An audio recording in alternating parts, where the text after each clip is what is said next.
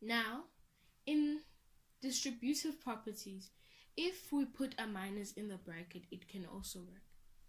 Let us look at the following example. If we say 2 times 5 minus 3, as we can see, the minus is inside the bracket. It's not outside the bracket. So we say 2 times 5 minus 3, which is equals to, we first multiply 2 times 5, 2 times 5, and then we bring down that sign minus, then we say 2 times 3, which is equals to 2 times 5 is equals to 10, minus 2 times 3 is equals to 6. So 10 minus 6 is equals to 4. So this method, the distributive property, only works with minus if the minus is inside the bracket. Sorry for that again. It only works if the minus is inside the bracket, because if the minus was outside the bracket, it wouldn't have worked. We can write this distributive property in symbols as follows. We can say A times x plus y equals to A times x, equals to A times x plus A times y. And we can also write it as A times x minus y is equals to A times x minus A times y. Now that we have done all the examples, let us do a few activities on all the work: distributive, associative, and commutative properties. So first, we have 4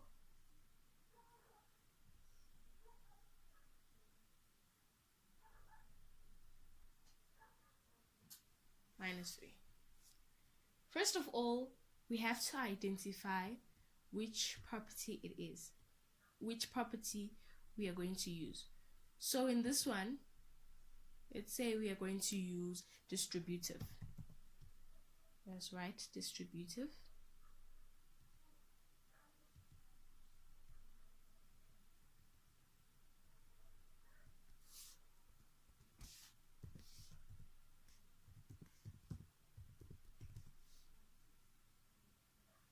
So we are going to use the distributive property in this one.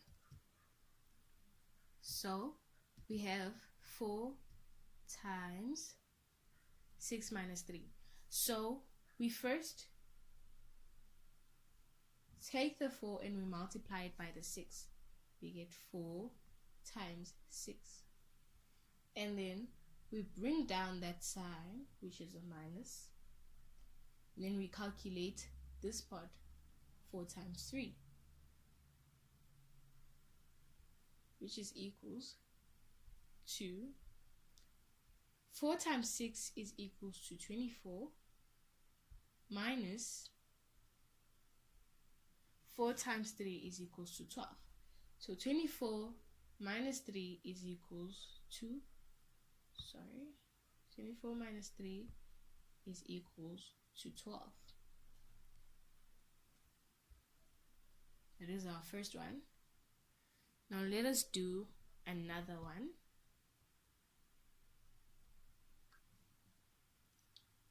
17 times 2 minus 1. So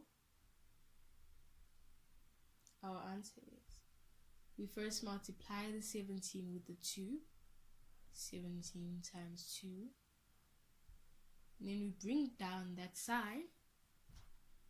And then we multiply the 17 with the 1.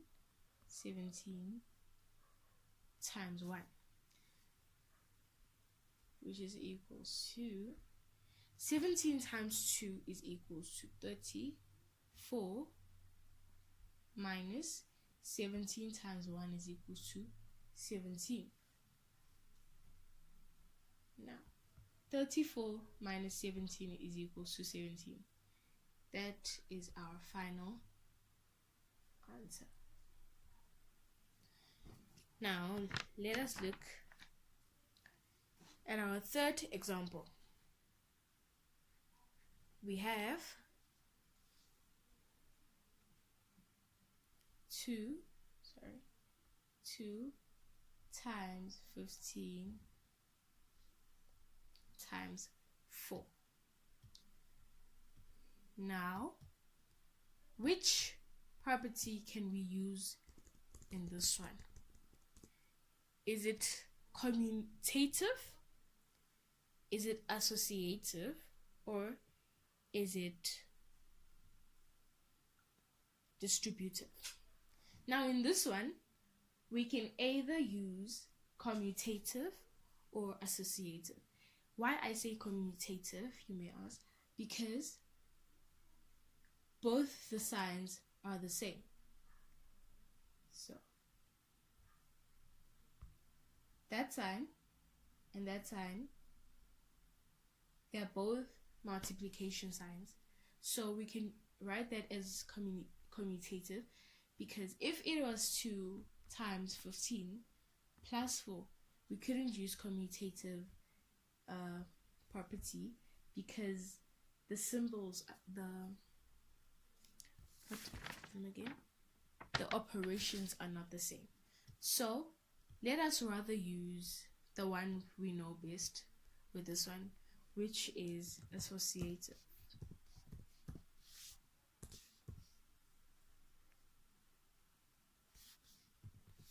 Associative property. So in associative property, we can group any part. So let us group the first part because it is easier. It's easier to say 2 times 15 than to say 15 times 4. So we have 2 times 15 times 4, which is equals to 2 times 15 is equals to 30. 30 times 4. Now let us calculate that. 30 times 4 is equals to 3 times 4 is equals to 12 times 0. Our final answer is equals to 120. Now let us look at another example.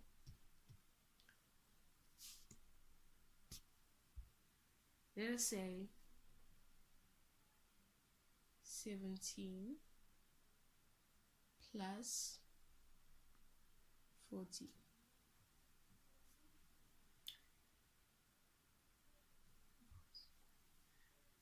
So we got 17 plus 14 equals.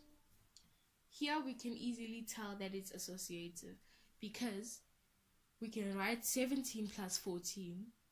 We can write it as 14 plus 17. So it is commutative. So this one is really easy. 17 plus 14 is equals to 1 plus 1 is equals to 34.